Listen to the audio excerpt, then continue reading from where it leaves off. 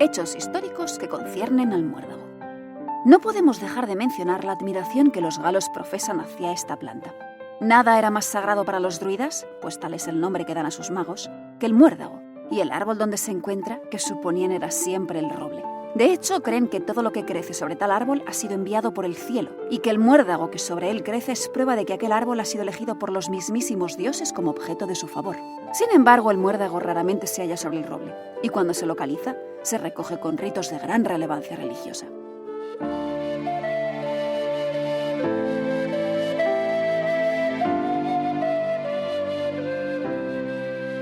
Muy buenas y muchas gracias por acompañarme en La Senda de las Plantas Perdidas, este podcast etnobotánico donde dar voz a nuestras historias de amor y de desamor con un reino tan olvidado como esencial, el reino vegetal.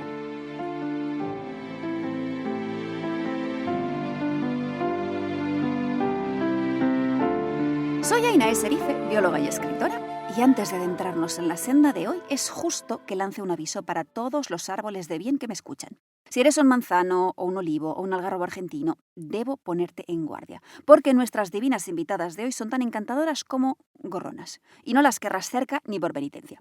Ahora bien, si no tienes clorofila ni xilema, o si perteneces a alguna de las especies afortunadas que no tienen problemas con estas plantas tan especialitas, entonces quizás te parezcan absolutamente fascinantes, como nos lo han parecido desde hace milenios.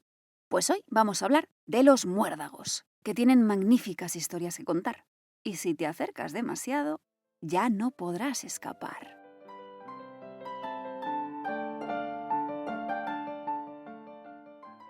Hoy conviene empezar con unas cuantas aclaraciones botánicas, porque los límites de lo que abarca el término muérdago son, digamos, variables.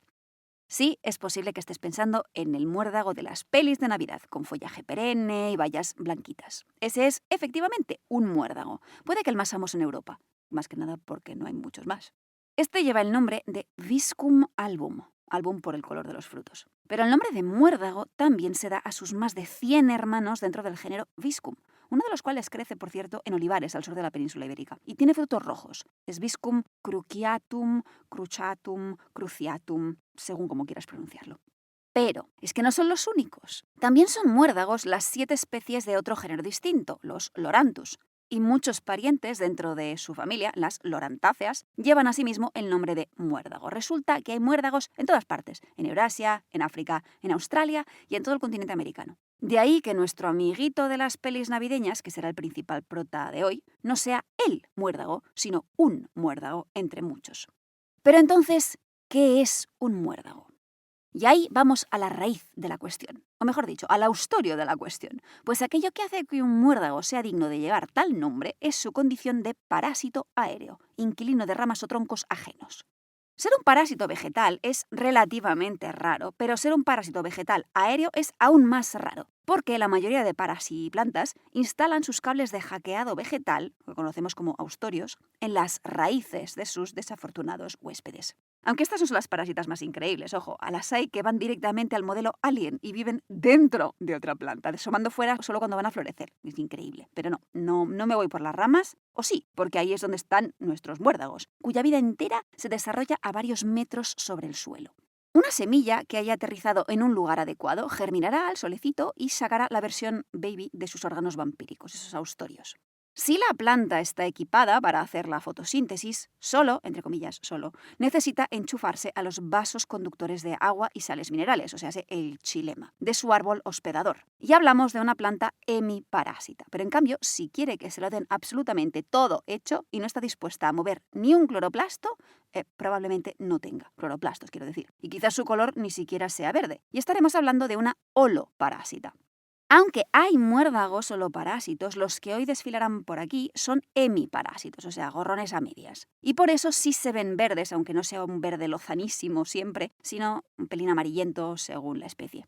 Si escuchaste la 4ª temporada del podcast, quizá recuerdes que ya hablamos un poco de todo esto porque tuvimos a una invitada hemiparásita, el sándalo. Y mira tú por dónde, los Viscum navideños son primos suyos dentro de la misma familia, las santaláceas. Ha habido un poco de lío taxonómico, pero hoy en día santaláceas. Si te cuento todo esto, además de porque me parece fascinante, es porque el estilo de vida de los muérdagos y todo lo que conlleva ha sido uno de los motivos por los que la imaginación religiosa se ha posado sobre ellos y ha pensado, Aquí hay algo interesante. Aunque no te equivoques, que estas plantas también han tenido usos muy prosaicos, uno de los cuales está íntimamente ligado, ligado con uno de sus nombres.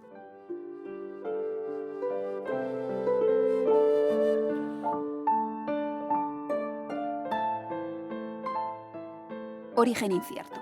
Eso dice el diccionario de la Real Academia Española sobre el término muérdago, que no aparece en ningún otro idioma vecino al castellano. En la península ibérica existen dos especies de muérdago, el blanco y el colorado, dentro del género Viscum, palabra que nos ha dado el catalán vesc o el italiano vischio, pero también términos dentro del mundo de lo viscoso y pegajoso. Ello se debe a una característica de los frutos de Viscum que resultan ser extraordinariamente pegajosos. Esto tiene todo el sentido del mundo para una planta parásita que pretende aprovecharse de las aves para encontrar nuevos árboles en los que instalarse. Empaquetas tus semillas vampíricas en un envoltorio apetecible para plumíferos y te aseguras de que una vez defecadas en una rama lejana del árbol huésped original, el truñillo no va a resbalarse tronco abajo y acabar en el suelo, donde toda germinación está abocada al hambre y a la muerte. Y para eso necesitas que la caca sea hiperpegajosa. Aunque no es un plan a prueba de bombas, parece ser que la tasa de nuevas colonizaciones exitosas para Viscum no es muy alta, funciona razonablemente bien para dos de los tres seres implicados, el muérdago y el pájaro, claro. Pero entonces llegamos nosotros y lo complicamos aún más. Al ver esa pegajosidad extrema, pensamos, ¿y si esto pudiese funcionar como trampa para cazar pájaros? Y sí, descubrimos que funciona, y además bastante bien. Y llamamos a este preparado pegajoso liga. Otra voz de origen incierto según el diccionario. La invención de ligas para cazar pájaros y otros animales es un fenómeno bastante extendido en todo el mundo. Las plantas usadas para elaborar estos preparados varían según el lugar y la época, pero en las regiones donde vive Viscum album este ha sido ingrediente privilegiado de las ligas. Quizás por observación e inspiración directa de las aves que las comen y defecan. De hecho, aunque raramente, algún pájaro con mala suerte puede acabar enganchándose en la liga que él mismo ha defecado, lo cual es una cagada en todos los sentidos. De ahí el proverbio latino medieval turdus ipse sibi malum cacat, más o menos, que vendría a ser las cacas del tordo son su propio mal, y que se usaba para hablar de personas cuyas acciones acababan por provocar su propia ruina. Huelga decir que los pájaros no son fans de la caza con liga y la gente que los amamos tampoco, de ahí que esté actualmente prohibida en muchos lugares. Y desde que me enteré de la existencia de esta sustancia, cada vez que escucho a alguien hablar de ligues y ligoteos, pienso en Viscum, aunque no he visto que el uso informal del verbo ligar derive de esta liga. Quizás estas conexiones pegajoso-románticas, pseudo-románticas, te recuerden a las innumerables pelis navideñas en las que aparece, como no, la ramita de muérdago bajo la cual toca besarse. El origen de esta tradición no está muy claro. Las citas más antiguas que he encontrado rondan el siglo XVIII, posible avistamiento en el XVII, pero no es seguro, y son inglesas. Viscum album forma parte, junto al acebo o a la hiedra, de las plantas perennifolias a quienes invitábamos a entrar en casa, generalmente el mismo día de Nochebuena, pero que no siempre podían quedarse indefinidamente. En varias regiones tocaba echarlas al cabo de unos días o unas semanas como tarde. No estoy muy segura de que esto al principio tuviese conexión con lo del besarse, porque todas las supuestas explicaciones que he leído no acaban de convencerme del todo. Las tres, no necesariamente excluyentes, que más veces han salido a colación durante mis pesquisas son: 1. El muérdago tiene asociaciones simbólicas y medicinales con la fertilidad, ergo, besarse a su sombra tiene sentido. 2. El muérdago fue la planta que mató al dios nórdico Balder. Sí, de verdad, algunas versiones de esta historia se han esgrimido ocasionalmente para justificar esta tradición de los besos. Y 3. Druidas. La que me parece más plausible de las tres es la primera, porque sabemos que en determinados lugares y momentos el muérdago se ha asociado efectivamente a la fertilidad. Si nos atenemos a lo que dice Plinio el Viejo sobre los druidas galos, por ejemplo, estos creían que un chupito de muérdago curaba la infertilidad de los animales y servía como antídoto para cualquier veneno. No está nada mal un chollo. Plinio probablemente no vio un druida en su vida, pero asumiendo que sus fuentes fuesen veraces, entonces es plausible pensar que esta conexión entre muérdago y fertilidad pudo mantenerse en regiones de influencia celta o más allá. Con todo, también es posible que se perdiese con el paso de los siglos y que tuviese un segundo retorno más adelante. Sin rastros escritos que permitan recomponer la historia, es difícil saberlo con total seguridad. De lo que estoy razonablemente segura es de que el rollo de los besos bajo el muérdago no es tradición de origen escandinavo. a diferencia del mito donde un Viscum asesina sin querer a un dios de la paz y la concordia.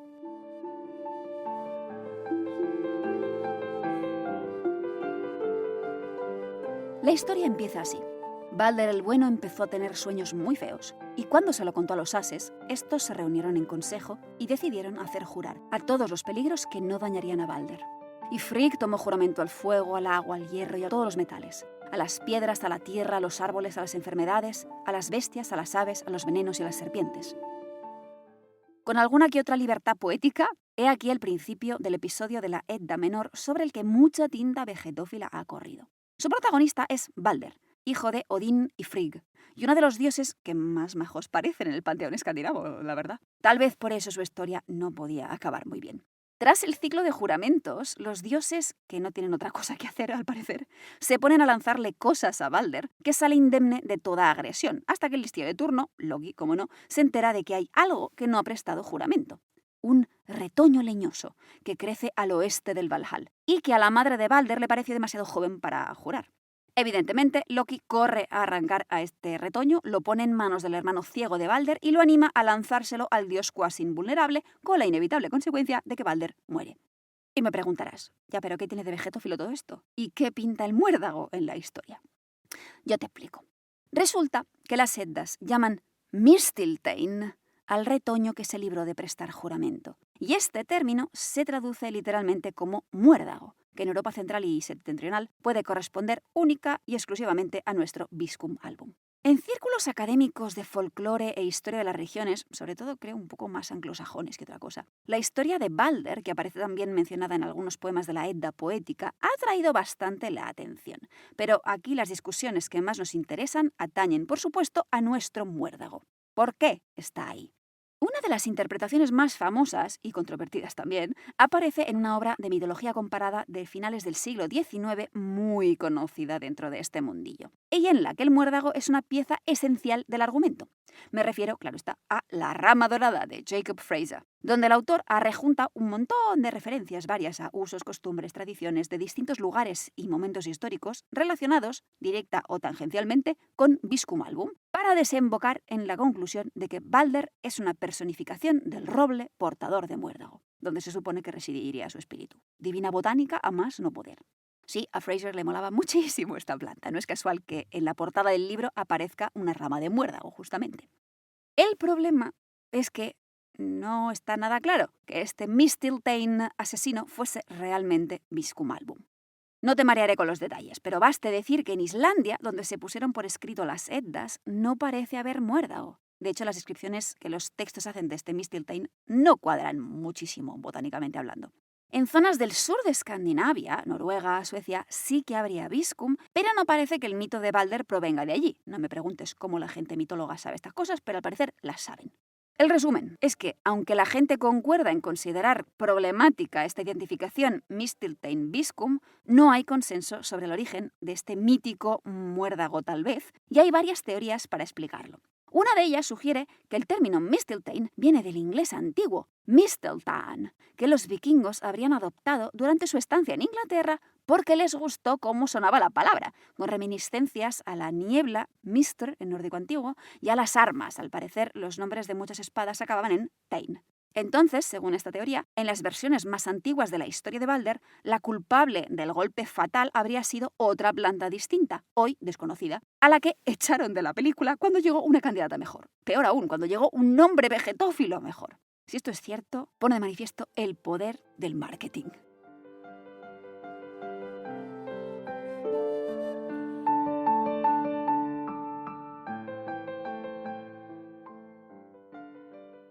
El cuerpo apareció a unos cuantos kilómetros al sur de Manchester, en una turbera conocida como Lindow Moss.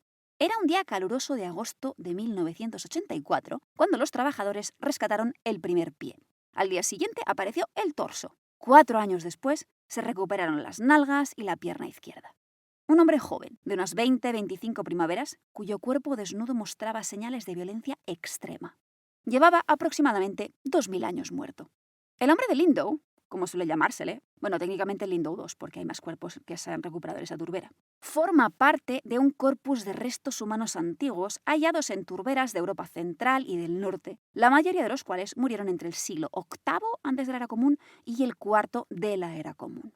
Las condiciones muy particulares que se forman en estos entornos garantizan la conservación del cuerpo hasta límites insospechados. Gracias a esto podemos, por ejemplo, analizar los contenidos del sistema digestivo de las víctimas. En el caso del hombre de Lindau, su estómago reveló cereales y trazas de muérdago, 3 granos de polen de Viscum album.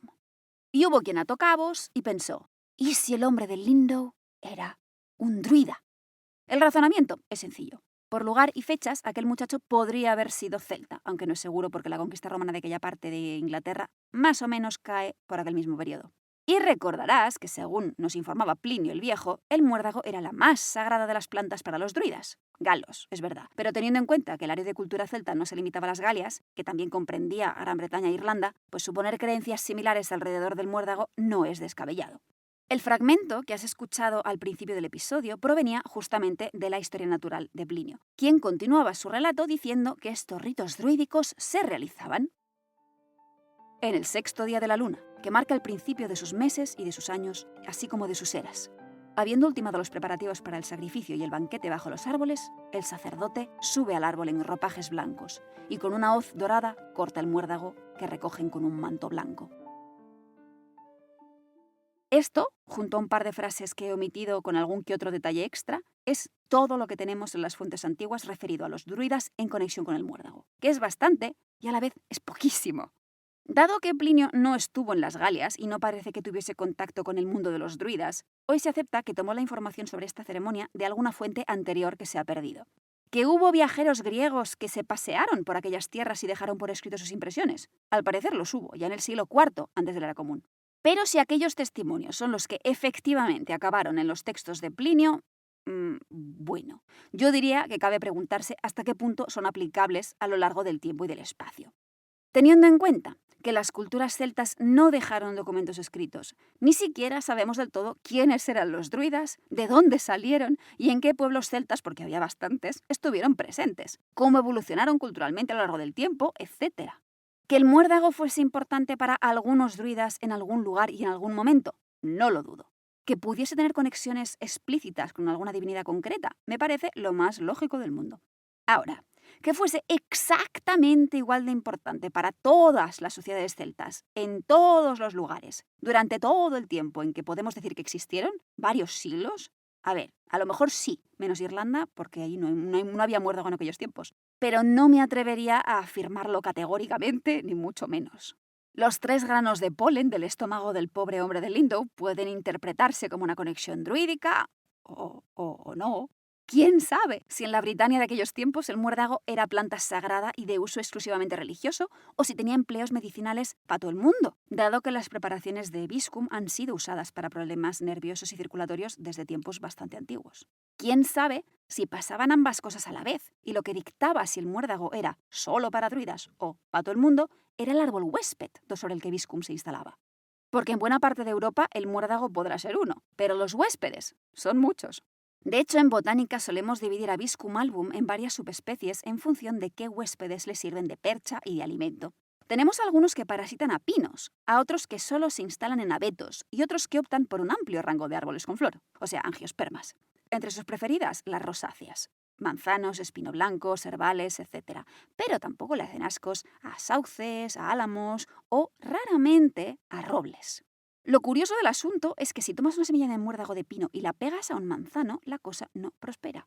Aunque a ojo desnudo sean prácticamente iguales entre sí, cada muérdago sabe perfectamente a qué árbol tiene que arrimar el austorio o no. Y pese a la obsesión cultural protagonizada por la pareja roble-muérdago, los árboles del género Quercus suelen librarse de las infecciones por Viscum.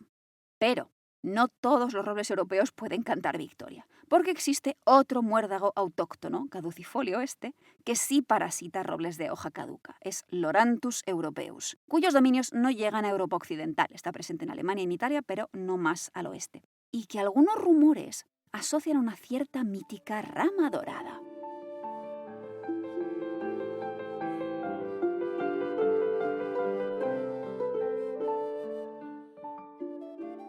Cuando el príncipe troyano desembarcó en las orillas de Cumas, cerca del actual Nápoles, iba en busca de una profecía y de una forma para descender al inframundo para ver a su padre, y la única mujer que podía revelárselo era la sibila que moraba en aquella ciudad. La mujer, que no tenía un pelo de tonta según Virgilio, autor del texto, le dice lo que cualquiera podía suponer, que bajar al infierno es fácil, que lo difícil es volver y que el único modo de lograrlo es por vía vegetal. Eneas, el príncipe en cuestión, deberá encontrar un árbol opaco que esconde una rama, de oro en las hojas y en el flexible tallo, que se dice está consagrado a Juno infernal. Esta rama dorada, cortada ritualmente claro, será su seguro de viaje en su descenso a los infiernos. Encontrarla no es moco de pavo, pero Eneas es un chico con suerte y tiene un contacto divino, su madre, Venus, que le echa un cable. Le envía 2 palomas rastreadoras que se posan sobre un árbol desde donde refulgió el aura del oro de distinto color por entre las ramas. Tal cual suelen los bosques con el frío invernal reverdecer con nuevas hojas el muérdago al que no alimenta su propio árbol y rodear los redondos troncos con sus azafranados brotes, tal era el aspecto de las hojas de oro en la opaca encina. He aquí otro pasaje que ha dado muchísimo de qué hablar, en un intento de averiguar la identidad botánica de la rama dorada de la Eneida, que sí es la misma rama dorada que titula el libro que he mencionado antes, de Jacob Fraser. El autor creía, como no, que se trataba de Viscum album, aunque es una deducción un poco rara, no solo porque Viscum nunca se instala en encinas, sino porque Virgilio compara la rama dorada con el muérdago perennifolio, y normalmente no compara las dos cosas si son lo mismo. Y aquí entra en escena nuestro muérdago robléfilo Loranthus europeus, que pierde las hojas en invierno, sí, pero que puede quedar cargadito de frutos amarillos y si buscas fotos por internet realmente parecen ramas doradas. ¿Podría ser esa la rama de Eneas? Me encantó averiguar que en los años 20 del siglo pasado, en el Jardín Botánico Inglés de Kew, recibieron una consulta sobre si crecía algún muérdago sobre las encinas, justamente en conexión con este pasaje de Virgilio. La persona que contestó en el boletín de misceláneas comunicó que ninguno de los muérdagos europeos se reconoce como parásito de las encinas, que es Quercus ilex. Con todo, a mí me gusta pensar que aunque no se corresponda con ninguna planta real, la rama dorada de Virgilio es hermana en espíritu, que no en austorio, de nuestros muérdagos maravillosos, transformados en mito por la imaginación humana.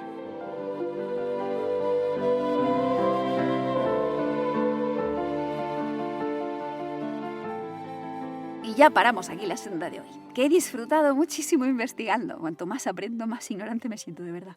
Estoy grabando esto con un poco de antelación porque ya sabes que el 22, mañana, si escuchas esto el mismo día que sale este episodio, estoy en Gijón dando una charla sobre divina botánica. Y preparar viajes y conferencias pues lleva su tiempo. Por cierto, nos vemos ahí, ¿no? Agradecimientos enormes a todas las personas que me escribís para contarme que disfrutáis con el podcast, que os acompaña en vuestra vida cotidiana, que os inspira a hacer cosas bellas. Me encanta saber de ti.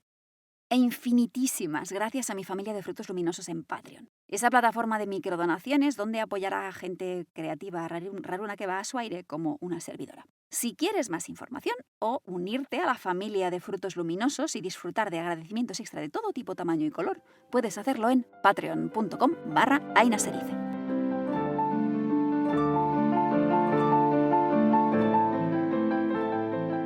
He estado a un tris de lanzarme con otra pareja de divinidad y vegetal, pero no, hubiese sido demasiado complicado, así que optamos de nuevo por la versión simplificada de la adivinanza, con 3 pistas para intuir la identidad de nuestra próxima invitada.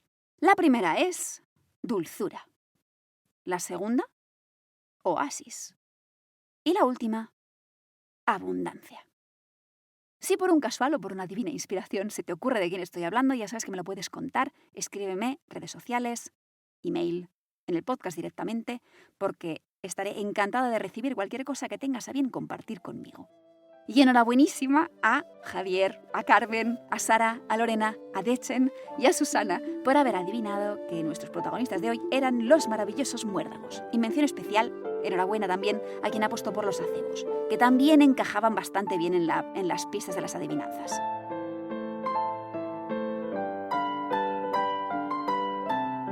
Y dicho esto, ahora sí, no me queda más que dar las gracias a los muérdagos de ramas doradas, o no, agradecerte a ti muchísimo la compañía, desearte un muy feliz día y que la divina clorofila te acompañe.